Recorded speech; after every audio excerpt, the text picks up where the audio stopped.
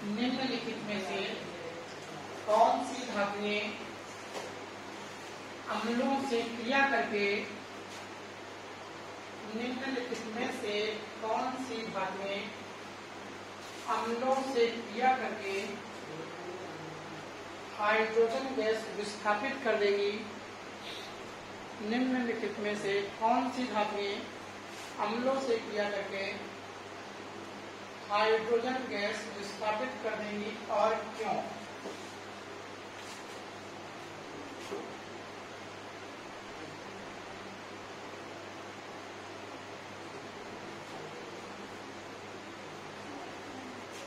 ये धातुएं हैं 4 5, इनमें से आपको बताना है कौन सी धातुएं ठीक है अम्लों से हाइड्रोजन को विस्थापित कर देगी और क्यों, बताइए जल्दी से। इसमें से कौन सी धातुएं हैं जो अम्लों से हाइड्रोजन को विस्थापित कर देगी और क्यों? हाइड्रोजन कौन किसको विस्थापित कर पाता है बताइए? ऊपर वाला नीचे वाले। तो इसका मतलब क्या हुआ? इसका सीधा मतलब यही हुआ कि हाइड्रोजन के जो नीचे रखी हैं वो विस्थापित नहीं कर पाएंगे। ठीक है, जो भी धातुएं, अब सीधी बात है, यहां से ये कहा गया कि जो धातुएं हाइड्रोजन के नीचे रखी हैं और हाइड्रोजन के नीचे कितनी रखी है, गिनी चुनी धातुएं 5। ठीक है, तो उन 5 में से देखिए क्या कोई है? अगर उन 5 में से कोई होगी जो हाइड्रोजन के नीचे रखी है, अगर जो हाइड्रोजन के नीचे रखी हैं, अगर उन 5 में से समझ रहे हैं, जो हाइड्रोजन के नीचे रखी हैं, अगर उन 5 में से कोई धातु आपको दिख रही है तो वो विस्थापित नहीं कर पाएगी, बाकी सारी क्या कर देंगे? विस्थापित कर देंगे। तो हाइड्रोजन के नीचे वाली कौन सी दिख रही है? AU। तो इसका मतलब है AU विस्थापित नहीं कर पाएंगे। ठीक है, या आप कह दें FeNaMgZn हाइड्रोजन, ठीक है, अम्लों से हाइड्रोजन को विस्थापित कर देंगी। क्यों? क्योंकि इनका स्थान हाइड्रोजन से ऊपर है और इनकी क्रियाशीलता हाइड्रोजन से ज्यादा है। लिख लेंगे? तो लिखिए जरा, जो लिखा है उसके आगे इसका आंसर लिख लीजिए। Fe Na Zn तथा Mg, ठीक है, FeNaZn तथा Mg धातुएं अम्लों से हाइड्रोजन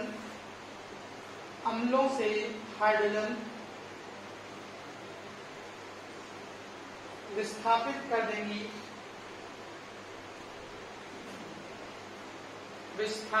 देंगी, क्योंकि इनका स्थान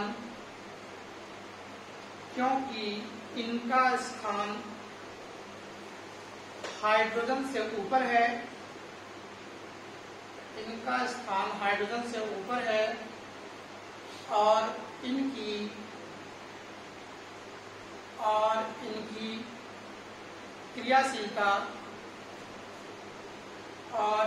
क्रियाशीलता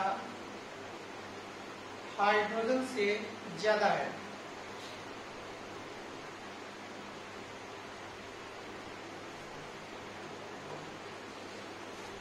अगला क्वेश्चन लिखिए। निम्न धातुओं में से कौन सी धातुएं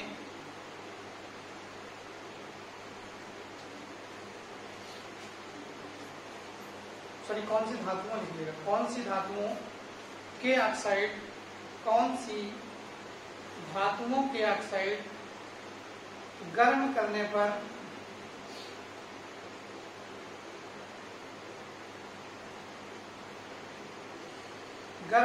पर विघटित हो जाते हैं। अब इसके लिए शायद याद होगा क्या बताया था? इनके ऑक्साइड देखिए 2-4 पॉइंट थे तो हमने बताया था आपको कि ध्यान रखना है। अब इसके लिए एक पॉइंट बताया था, जरा सुन लीजिए ध्यान से। ठीक है, तो हो सकता है 2 बार में याद हो जाए। हाइड्रोजन के नीचे वाली क्या करती हैं, सारी की सारी क्रिया कोई भी हो किसी तरह की नहीं करती हैं, ऊपर वाले सब कर जाती हैं, इतना तो आप जानते हैं। लेकिन जो गर्म करने वाले ऑक्साइड्स थे उनमें आपको बताया गया था हाइड्रोजन के नीचे एक कौन रखा है, कॉपर रखा है। हाइड्रोजन के जस्ट नीचे कौन रखा है, कॉपर। कॉपर के नीचे रखी 4 धातुएं, समझ रहे हैं, कॉपर तक, ठीक है, कॉपर तक जो धातुएं हैं, यानी कहाँ लिथियम से शुरू हुई है और कहाँ तक, हाइड्रोजन फिर कॉपर, ठीक है। ये आपका इस तरह का कुछ कॉम्बिनेशन है, ठीक है, ये आप जानते ही हो, पूरी नहीं लिख रहे, कुछ इस तरह से आएगा। फिर ये हाइड्रोजन आता है, फिर कॉपर है, Hg है, Ag है, Pg है और Au है। तो सब में वही रूल लगता है, खाली एक्सेप्ट इसमें जो आपको पॉइंट क्वेश्चन आप लिख रहे हैं कि ऑक्साइड गर्म करने वाले, खाली इस चीज पे ध्यान रखिएगा। जहां ऑक्साइडों की बात आती है वहां पर हाइड्रोजन के साथ साथ कॉपर का भी ऑक्साइड विघटित नहीं हो पाता है, समझ रहे हैं। कॉपर का भी जो ऑक्साइड होता है वो विघटित नहीं होता है, इसलिए कॉपर को भी छोड़ दीजिए। इसके अतिरिक्त जो ये धातुएं हैं इनके ऑक्साइड क्या हो जाते हैं, विघटित हो जाते हैं, ठीक है, इनके ऑक्साइड टूट जाते हैं, यानी HgO रहेगा तो Hg और ऑक्सीजन में टूट जाएगा। इसी तरह से अगर Pt का है ऑक्साइड तो वो भी कहे में, प्लेटिनम में और ऑक्सीजन में क्या हो जाएगा, टूट जाएगा। समझ पाए नहीं, समझ पाए पॉइंट, ठीक है। हाइड्रोजन के नीचे नहीं, कॉपर के नीचे रखी 4 धातुएं, ठीक है। अब देखिए धातुएं कौन सी, क्वेश्चन आपने लिख लिया था, उसमें से धातुएं हैं क्वेश्चन में FeAgPtLiNa,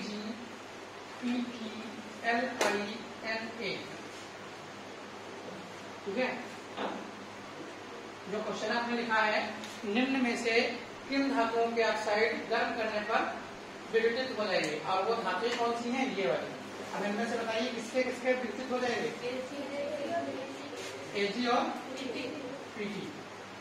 ठीक है, Ag और Pt। तो आप ये कह सकते हैं, ठीक है, Ag और Pt ये तो ऐसी हैं, ठीक है, Ag और Pt इसमें ऐसी धातुएं हैं जिनके ऑक्साइड क्या हो जाएंगे, टूट जाएंगे, बाकी के नहीं टूटेंगे। तो लिख लीजिए इसका आंसर भी, Pt व Ag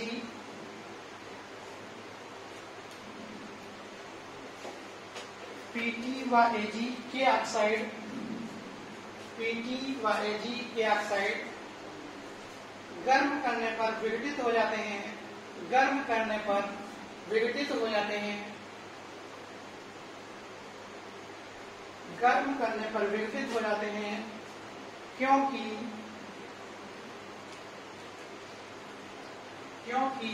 ये बहुत ही दुर्बल, क्योंकि ये बहुत ही दुर्बल धन वैद्युतीय प्रकृति के होते हैं, बहुत ही दुर्बल धन वैद्युतीय प्रकृति के होते हैं।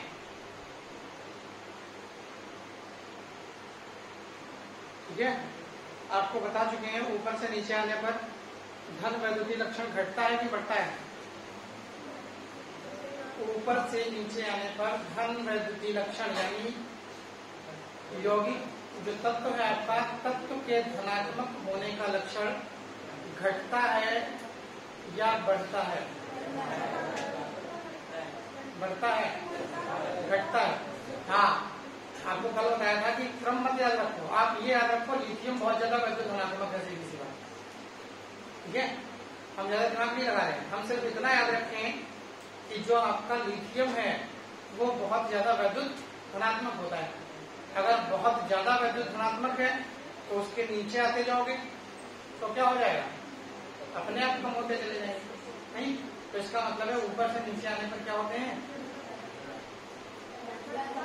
धन वैद्युतीय लक्षण कम होते चले जाते हैं। और मानक इलेक्ट्रोड ग्रुप ऊपर से नीचे आने पर घटते हैं कि बढ़ते हैं,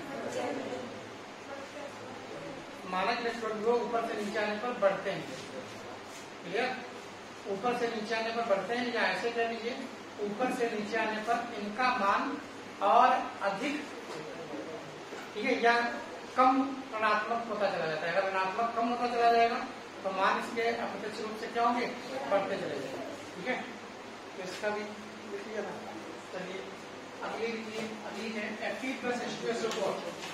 अब क्या है क्वेश्चन, लिखिए Fe plus H2SO4 gives out, क्या बनेगा, Fe plus H2SO4, Fe plus H2SO4, हाँ क्या बनेगा, Fe रिप्लेस कराना है, FeSO4 प्लस H2। क्या ये अभिक्रिया, क्या ये अभिक्रिया, इसकी क्या लिखिएगा, अभिक्रिया लिखेंगे, उसके आगे अभिक्रिया लिखने के बाद लिखिएगा, क्या ये अभिक्रिया संभव है या नहीं, क्या ये अभिक्रिया संभव है या नहीं, कारण सहित स्पष्ट कीजिए।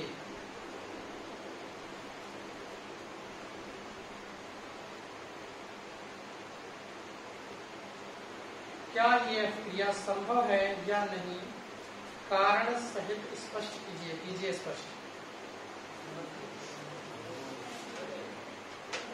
हो जाएगी कि नहीं हो पाएगी? कौन किसको हटा रहा है?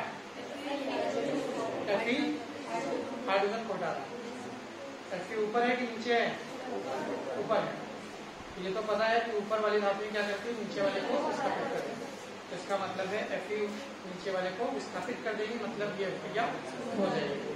ठीक है, क्यों हो जाएगी, कारण में लिखना हो तो आप ये भी लिख सकते हैं, Fe का स्थान हाइड्रोजन से ऊपर है, जिस कारण Fe की क्रियाशीलता हाइड्रोजन से अधिक है। तो लिख लीजिए। ये क्वेश्चन का पैटर्न भी आपको याद ही हो गया होगा कि किस तरह से लिखना है, इनका सोल्यूशन कोई बहुत कठिन नहीं था। तो लिखिए, उपरोक्त अक्रिया संभव होगी क्योंकि Fe का स्थान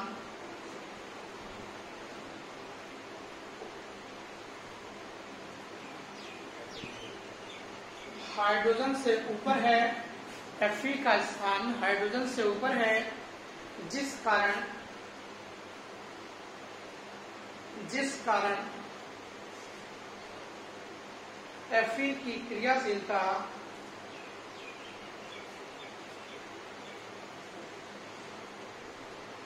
हाइड्रोजन से अधिक होगी और यह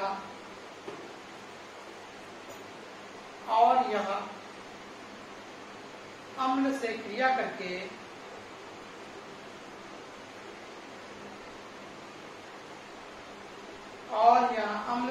करके हाइड्रोजन को विस्थापित कर देगा।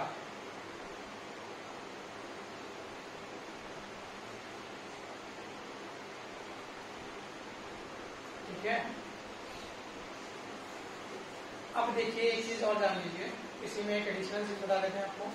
ये तो पता है कि ऊपर रखी घात क्रियाशील होती है, ऊपर से जैसे जैसे नीचे आते जाएंगे उस टेबल में क्रियाशीलता घटेगी, ये तो आप जानते ही हैं। कभी मान लीजिए कोई ऐसा क्वेश्चन आ जाए जो आपको ये लगे कि नहीं पढ़ा है, लेकिन आपको इतना लगे कि यहाँ जुड़ा यही टेबल से ही, तो आप अपने हिसाब से उसका आंसर लिख दीजिएगा। जैसे क्वेश्चन है भी अंसार का, ये पूछा गया है बार कि क्वेश्चन है क्या कारण है या कारण से स्पष्ट कीजिए कि जो सोडियम है, समझ रहे हैं, सोडियम ठंडे जल से क्रिया कर जाता है, जबकि मैग्नीशियम ठंडे जल से क्रिया नहीं करता है या गर्म जल से क्रिया करता है। तो इसका मतलब है सोडियम को ऊर्जा देने की आवश्यकता पड़ी कि नहीं पड़ी? नहीं पड़ी ना। और मैग्नीशियम को ऊर्जा देने की आवश्यकता पड़ी, क्योंकि पानी को क्या करना पड़ा? गर्म करना पड़ा। तो इसका मतलब समझ तो आ रहा होगा नहीं कि मैग्नीशियम की क्रियाशीलता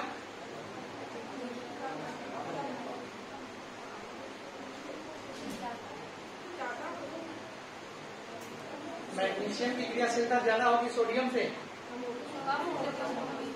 टेबल एक बार देखिए जरा, सोडियम और मैग्नीशियम देखिए कहाँ पर है, कौन ऊपर है कौन नीचे है। सोडियम ऊपर है, ठीक है, हाँ, तो ऊपर वाला ज्यादा ताकतवर होगा ना। इतनी बात तो यूनिवर्सल ट्रुथ आपको बताया है कि हमेशा यही सत्य है, इसके अतिरिक्त और कोई सत्य नहीं है। ऊपर वाला नीचे वाले को हटा सकता है, नीचे वाले की बस की बात नहीं है कि ऊपर वाले को हटा दे, ठीक है। चाहे जहां देखिए, चाहे जो नियम लगाइए, सत्य यही है। क्यों? क्योंकि जो हमसे ऊपर बैठा है, ठीक है, उसको तो सब कुछ पता है। अरे कोई नॉर्मल सी चीज ही हो, आप जमीन पे खड़े हो, कोई छत पे खड़ा हो, तो उसका अधिकार क्षेत्र ज्यादा है, दिख रहा है। आपका जो दिखावा का क्षेत्र है, जो दिख रहा होगा, वो थोड़ा कम है। नहीं, नीचे से हमला करना मुश्किल है, ऊपर से आसान है। तो कोई भी चीज आप देख लीजिए जो ऊपर होती है, पहली चीज तो उसका एनर्जी लेवल ज्यादा होता है, समझ रहे हैं? एनर्जी ज्यादा होगी, और एनर्जी ज्यादा होने का मतलब है ऊर्जा ज्यादा, मतलब स्थायित्व कम। अरे ऊर्जा समझते हैं, स्थायित्व का मतलब है स्थायी रूप रहना। हम यहाँ पर स्थायी क्यों पड़े रहेंगे? जब हमारे पास ऊर्जा नहीं होगी तभी तो पड़े रहेंगे। अगर ऊर्जा है तो मार उछल कूद रहे होंगे। जब मार थके हुए होते हैं तभी एक जगह पड़े रहते हैं, बहुत थके हैं। क्यों? क्योंकि ऊर्जा लेवल आपका कम हो गया है। अगर ऊर्जा लेवल कम हुआ, ऊर्जा और स्थायित्व एक दूसरे के इनवर्सली प्रोपोर्शनल है। अगर ऊर्जा ज्यादा है तो स्थायित्व कम। छोटे छोटे बच्चे होते हैं, ऊर्जा लेवल बहुत होता है, अपार भरा पड़ा है, इसलिए उनका स्थायित्व क्या है? कम है। स्थायित्व कम से मतलब है ऐसा नहीं कि रुकेंगे कम देर तक, ठीक है। स्थायित्व कम से मतलब है कि आप देखते हैं उनको लिटाइए सही, ठीक है, लिटा लीजिए। अब नहीं कुछ मिलेगा तो हमारे पैर ही हाथ चला रहे। भाई देखा होगा बच्चों को, कभी ने थोड़ा बड़े हो जाएंगे तो कम से कम शांत हो सकता है, लेटे होंगे। छोटे होंगे तो अगर लेटे भी हैं तो मार मुझसे पीछे लेटे हुए होंगे, ठीक है। और अगर जग रहे हैं तो उनके हाथ पैर बंद नहीं हो सकते। कभी कोई छोटा बच्चा देखा हो जो जग रहा हो, आराम से इसे लेटा हो, हाथ पैर ना चला रहा, नहीं दिखेगा आपको। क्यों? क्योंकि उनके पास एनर्जी लेवल अभी बहुत है, अभी उन्होंने दुनिया देखी नहीं है ना, अभी उनका एनर्जी लेवल स्टोर है। जब देखेंगे इतने खतरनाक लोग दुनिया में रहते हैं, तो अपने आप एनर्जी लेवल क्या हो जाएगा? डाउन हो जाएगा। तो आप ये कह सकते हैं कि सारा खेल एनर्जी का ये है कि अगर एनर्जी लेवल कम है तो स्थायित्व ज्यादा होगा। एनर्जी कम है, ज्यादा देर तक पड़े रहोगे। एनर्जी ज्यादा है, मन ही नहीं करेगा पड़े रहने का, तो इसका मतलब है स्थायित्व क्या हो जाएगा? कम हो जाएगा, ठीक है। अब यहाँ पे क्या बता रहे थे? क्वेश्चन, ठीक है, ये वाला हो गया, सोडियम वाला बता रहे थे आपको, ठीक है। तो ऐसा क्वेश्चन, मतलब ये पॉइंट जो कराने जाने दिखाया नहीं होगा, लेकिन अगर इस तरह का कोई भी पॉइंट आए, ध्यान दीजिएगा, क्योंकि इसमें कोई जरूरी नहीं है जो 4 क्वेश्चन हमने लिखाया वही आ जाए।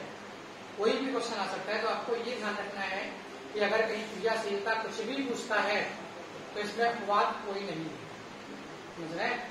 ये मत सोचिएगा हो सकता है अपवाद हो कि ऊपर वाला नीचे वाले को, या नीचे वाला कभी ऊपर वाले को विस्थापित करने, कभी नहीं हो सकता, ठीक है। ये अपवाद आप खुद जानते हो, कभी नहीं हो सकता है कि कभी कर्मचारी या कोई भी 4th क्लास का, 3rd क्लास का 1st क्लास वाले को रिप्लेस कर दे, ठीक है। डीएम एसपी जैसे को सस्पेंड कर दे कोई कर्मचारी का, भी संभव हो सकता है? कभी भी संभव नहीं हो सकता वो। तो इसलिए इसमें कोई एक्सेप्शन नहीं है। खाली कौन सा ये एक्सेप्शन, भाई हाइड्रोजन के आसपास वाले जो दिख रहे हैं आपको, एक में ठीक है सीयू से लिया गया, बाकी सब में हाइड्रोजन के जस्ट नीचे से लिया गया। तो अगर कोई भी क्वेश्चन आता है आपको, अपनी मर्जी से भी क्वेश्चन वो पूछ लेता है, आपका पढ़ा हुआ नहीं है या कुछ नहीं है, तब भी आप उनसे थोड़ा सा दिमाग लगा लीजिएगा कि नहीं आ रहा हो, फिर भी कारण आप वही लिखकर चले जाइएगा, इसका स्थान इसके ऊपर है, अतः इसकी क्रियाशीलता क्या होगी? ज्यादा होगी, और ये क्रिया कर जाएगा, ये नहीं कर पाएगा, जो कुछ भी। तो इसमें भी समझ में तो आ रहा है, हालांकि आंसर नहीं पता हमें। जो हमने क्वेश्चन अभी बोला कि सोडियम ठंडे जल से क्रिया कर जाता है, जबकि मैग्नीशियम गर्म जल से क्रिया करता है। क्यों? क्योंकि सोडियम ऊपर है, इसकी क्रियाशीलता ज्यादा है। अगर क्रियाशीलता ज्यादा है तो कहीं भी क्रिया कर जाएंगे, नहीं। अगर क्रियाशीलता ज्यादा है तो हम कहीं भी क्रिया कर जाएंगे, और अगर क्रियाशीलता ही कम है, समझ रहे हैं, तो कहीं एडजस्ट नहीं कर पाएंगे। आपने देखा होगा कुछ लोग होते हैं इस प्रवृत्ति के होते हैं कि उनको चाहे जहां डाल दीजिए एडजस्ट हो जाते हैं। एडजस्ट होने का मतलब है उनका नेचर इस तरह का है, ठीक है, ओपन माइंडेड है, हंसी मजाक वाले इस तरह के। तो आप चाहे खराब से खराब जगह डाल दो, वहां भी वो सबको खुश कर देंगे, आराम से एडजस्ट हो जाएंगे। अब कुछ लोग इस तरह के होते हैं, उनको चाहे हंसी मजाक वाले माहौल में डाल दो, ये कह सकते हैं कहीं पर भी। तो इसमें लिख लीजिए जरा, क्वेश्चन लिखिए, सोडियम साधारण ताप पर, सोडियम साधारण ताप पर, सोडियम साधारण ताप पर जल से क्रिया कर जाता है, जबकि मैग्नीशियम उच्च ताप पर, जबकि मैग्नीशियम उच्च ताप पर। क्यों? जबकि मैग्नीशियम उच्च ताप पर क्यों? ठीक है, एक तो ये हो गया, एक कम ताप पर करता है, ज्यादा ताप पर करता है, मतलब एनर्जी लेवल कम होगा, हो गया। दूसरा जो अभी बताया ठंडे और गर्म से, अगर सोडियम की बात करें तो नॉर्मली ठंडे जल से रिएक्शन कर जाएगा। मैग्नीशियम को क्या करना पड़ेगा, गर्म जल की आवश्यकता होगी। तो लिख लीजिए जरा, सोडियम का इलेक्ट्रोड विभव अधिक ऋणात्मक होता है, सोडियम का इलेक्ट्रोड विभव अधिक ऋणात्मक होता है, जबकि मैग्नीशियम का, जबकि मैग्नीशियम का इलेक्ट्रोड विभव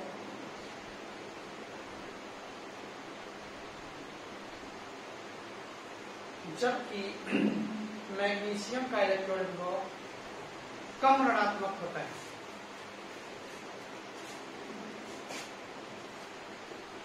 सोडियम का इलेक्ट्रोड विभव, सोडियम का क्या लिखिएगा, सोडियम का इलेक्ट्रोड विभव कम होने के कारण, अधिक ऋणात्मक है तो कम होगा ना कि ज्यादा होगा, कम। सोडियम का इलेक्ट्रोड विभव कम होने के कारण इसकी क्रियाशीलता,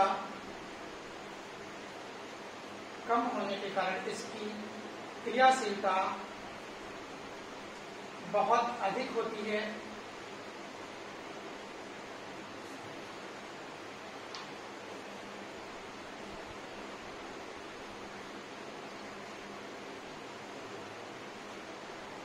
कम होने के कारण इसकी क्रियाशीलता बहुत अधिक होती है, और यह साधारण ताप पर, और यह साधारण ताप पर क्रिया कर जाता है, और यह साधारण ताप पर क्रिया कर जाता है, ठीक है। जबकि मैग्नीशियम का इलेक्ट्रोड विभव अधिक होता है, मैग्नीशियम का इलेक्ट्रोड विभव अधिक होता है,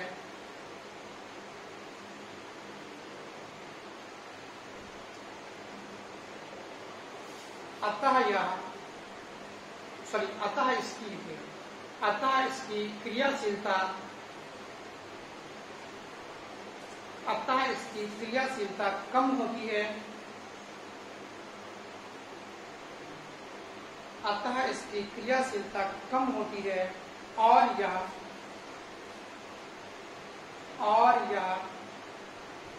कम ताप पर जल से क्रिया नहीं करता है।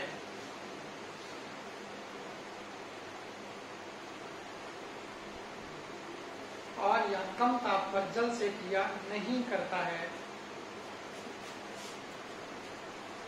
समझ गए। एक तो ये दूसरा टाइप दिखा दिया, मतलब आंसर को दूसरे तरीके से लिखाया। एक आप उस तरीके से भी लिख सकते हो सीधे सीधे कि सोडियम का स्थान क्या है, ऊपर है, मैग्नीशियम का स्थान नीचे है, जिस कारण क्या होता है, सोडियम अधिक क्रियाशील होता है, मैग्नीशियम कम क्रियाशील होता है। और अधिक क्रियाशील होने के कारण क्या कर जाएगा, साधारण ताप पर ही प्रक्रिया कर जाएगा, और मैग्नीशियम साधारण ताप पर प्रक्रिया नहीं करता है। ठीक है, दो टाइप आपको क्वेश्चन करा दी, आप चाहे वैल्यू के हिसाब से बताओ, मानक इलेक्ट्रोड ध्रुवों के साथ एक्सप्लेन करो, और चाहे आप क्या कर दो, सीधे सीधे ये जो थ्योरी का हिस्सा आप लिखते आ रहे हैं अभी तक कि ऊपर वाला नीचे वाले को विस्थापित कर देगा, ऊपर वाले की क्रियाशीलता अधिक और नीचे वाले की क्रियाशीलता कम, चाहे इस सिद्धांत के आधार पर आप लिख तो बात वही है, चलेगा, कोई दिक्कत नहीं है। ठीक है, अगली हेडिंग है संक्षारण।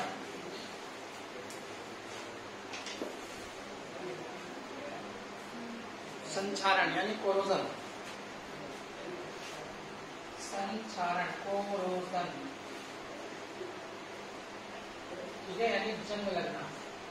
जानते हैं संक्षारण का मतलब क्या होता है, जंग लगना। ठीक है,